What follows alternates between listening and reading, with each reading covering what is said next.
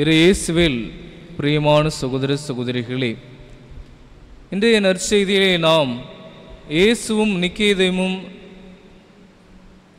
அவர்கள் கொண்டிருந்த அந்த உரையாடலை நாம் வாசிக்க கேட்டோம். அன்புக்குரியவர்களே, நிறைய நேரங்களில் நாம் பல பேரோடு உரையாடுகிறோம், நிறைய பேசுகிறோம். நம்ம எந்த சமயத்தில் நாம் இனிமேல் இவர்கிட்ட பேசுறது வேஸ்ட்டு அப்படின்ற முடிவுக்கு வருவோம்? எந்த ஒரு கட்டத்தில் இனிமேல் இவர்கிட்ட பேசக்கூடாது, வேஸ்ட்டு அப்படின்ற முடிவுக்கு எப்பொழுது நாம் வருவோம்?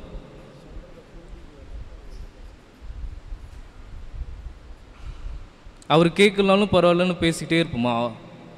இல்லை. ஒரு உரையாடல் என்பது எப்பொழுது வெற்றி பெறுகிறது என்றால், நாம் பேசுகிற அந்த காரியத்தை அந்த மனிதர் புரிந்து கொள்கின்ற பொழுதுதான், அந்த உண்மையை அவர் உணர்ந்து கொள்கின்ற பொழுதுதான். அன்புக்குரியவிலே, இந்த நற்செய்தியிலும் ஒரு உரையாடல் நடக்கின்றது. ஆனால் இந்த உரையாடல் முழுவதும் வெற்றி பெற்றதா என்று கேட்டால் முழுவதும் வெற்றி பெறவில்லை. அதுதான் உண்மை. அன்புக்குரியவிலே, இந்த நிக்கோதேம் யார் என்று பார்த்தால், அவர் ஒரு பரிசேயர். அது மட்டுமல்லாமல் தலைமைச் சங்கத்தில் ஒரு உறுப்பினர். ஆனால் மற்ற பரிசேயர்களைப் போல் அல்லாமல் எப்பொழுதும் இயேசுவை குறை சொல்ல வேண்டும், அவரை சிக்க வைக்க வேண்டும் என்று சொல்ல அந்த மனம் இல்லாமல் அவர் என்ன செய்கிறார்? ஒரு வித்தியாசமாக அவர் இயேசுவின் செய்தியை புரிந்து கொள்ள ஆசைப்படுகிறார். இயேசு என்னதான் சொல்ல வருகிறார் இந்த உலகிற்கு என்று அதை புரிந்து கொள்ள அவர் ஆர்வம் கொண்டிருக்கிறார். எனவே அவர் இயேசுவிடம் வருகிறார், இரவு நேரத்தில் வருகிறார். அவர் வந்த பிறகு இயேசு அவரிடம் நிறைய காரியங்கள் சொல்லுகிறார். ஆனால் அவருக்கு ஒன்றும் புரியவில்லை, நிறைய அவர் தவறாக புரிந்து கொள்கிறார். அதனாலே இயேசு அவரிடம் அடையாள மொழியிலே பேசுகிறார், நிறைய மறைமுகமாகவே அவரிடம் பேசுகிறார். அதற்கு காரணம் இருக்கிறது. அன்புக்குரியவர்களே, ஏன் இயேசு அவரிடம் அடையாள மொழியில் பேச வேண்டும்?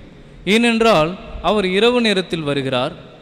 அப்படி என்றால் அவர் ஆண்டவர் இயேசுடைய செய்தி முழுவதும் ஏற்றுக்கொள்ள அவர் தயாராக இல்லை. ஒருவேளை எனக்கு ஆபத்து ஏற்பட்டு விட்டால் என்னை நான் காப்பாற்றிக் கொள்ள வேண்டும் என்ற அந்த எண்ணம் அவருக்கு இருக்கிறது. ஒரு எச்சரிக்கையோடு அவர் இரவு நேரத்தில் வருகிறார், யாருக்கும் தெரியக்கூடாது என்று வருகிறார். அவர் இயேசுவின் செய்தி முழுவதும் ஏற்றுக்கொள்ள தயாராக இல்லை. அவர் ஒரு இரட்டை மனம் கொண்டவராக வருகிறார்.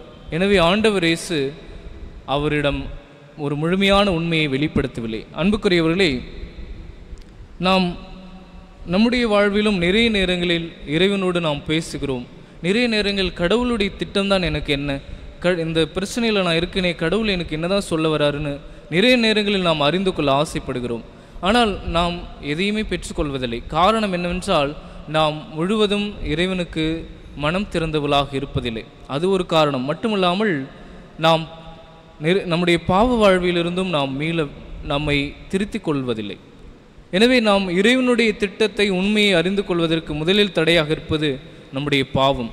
இதைத்தான் நம் எஸ்ஐயா இறைவாக்கினர் நூலிலே 59வது அதிகாரத்திலே வாசிக்கிறோம்.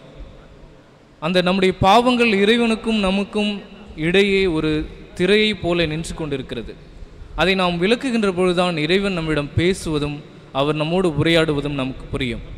இரண்டாவதாக பார்க்கின்ற பொழுது, நாம் நம்முடைய உலக பற்றுகளில் நிலைத்திருப்பது இறைவனுடைய உண்மையை அறிந்து கொள்ள முடியாமல் போகிவிடுகிறது. நிக்கோதேமும் கூட அவருடைய அந்த பரிசேயர் நிலையை அவர் விட்டு கொடுக்க அவருக்கு மனமில்லை. எனவே அந்த இரவு நேரத்தில் வந்து அதை காத்துக்கொள்ள விரும்புகிறார்.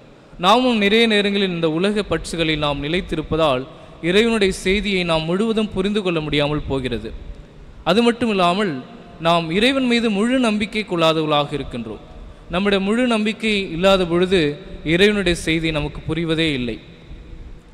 ஒரு இளைஞர் ஒருவர் ஏதோ ஒரு பயணத்தின் போது அவர் ஒரு பாலை நிலத்தில் மாட்டிக்கொள்கிறார்.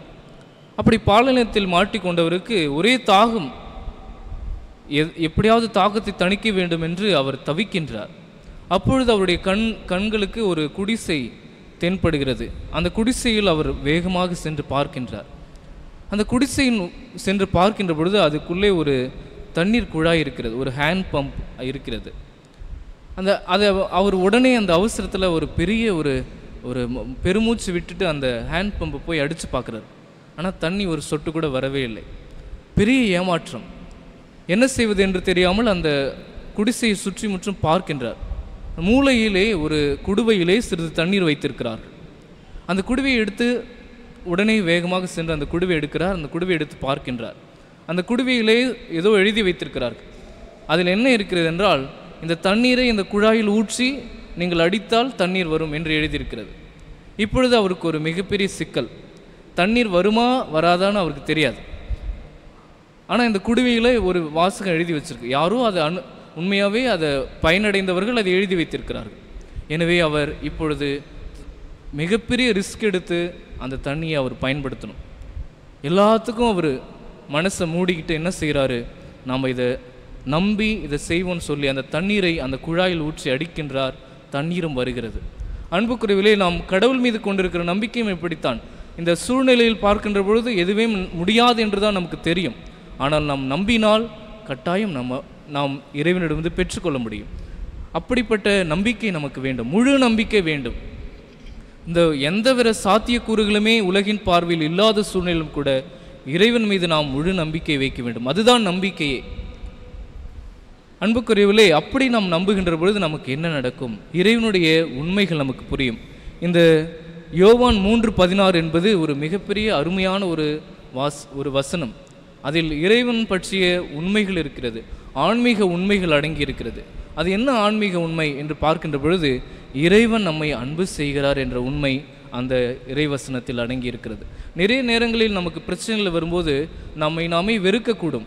இது என்னடா வாழ்க்கை, நான்லாம் ஒரு மனுஷனா, நான் எதுக்கு வாழணும் அப்படி சொல்லும்போது இந்த வாசனத்தை நீங்கள் படித்து பாருங்களேன்.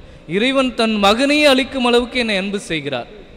அந்த உண்மை எப்பொழுதும் நிலைத்து நிற்கக்கூடிய உண்மை. அந்த உண்மை என் உள்ளத்தை திறக்கும். அந்த உண்மை என் உள்ளத்தில் இருக்கிற எதிர்மறை எண்ணங்களை அழிக்கும். எனக்கு ஒரு புதிய நம்பிக்கை பிறக்கும். எனவே இந்த உண்மையை நாம் நம்ப வேண்டும். இந்த உண்மையை நாம் நம்புகின்ற பொழுது, ஏற்றுக்கொள்கின்ற பொழுது என் வாழ்வே மாறுகிறது. என் வாழ்வை பற்றின எதிர்மறை எண்ணங்கள் அழிந்து எனக்கு ஒரு புதிய நம்பிக்கையும் பாதையும் பிறக்கின்றது. நான் இருளில் இல்லாமல் ஒளிக்கு வருகின்றேன். என் பாவங்களை விட்டுவிட்டு நான் கடவுளின் பிள்ளையாக வாழ ஆரம்பிக்கின்றேன். எனவே அன்புக்குரியவர்களே, முதலில் நாம் பாவங்களை விட்டொழிக்க வேண்டும். இரண்டாவதாக நம் உலக பற்றுகளை அறுத்தெறிய வேண்டும். மூன்றாவதாக இறைவன் மீது முழு நம்பிக்கை கொள்ள வேண்டும். அப்பொழுது இறைவனோடு நாம் பேசுகின்ற பொழுது அவருடைய உண்மைகள் நமக்கு புரியும். அந்த உண்மைகள் நம் வாழ்வை மாற்றும்.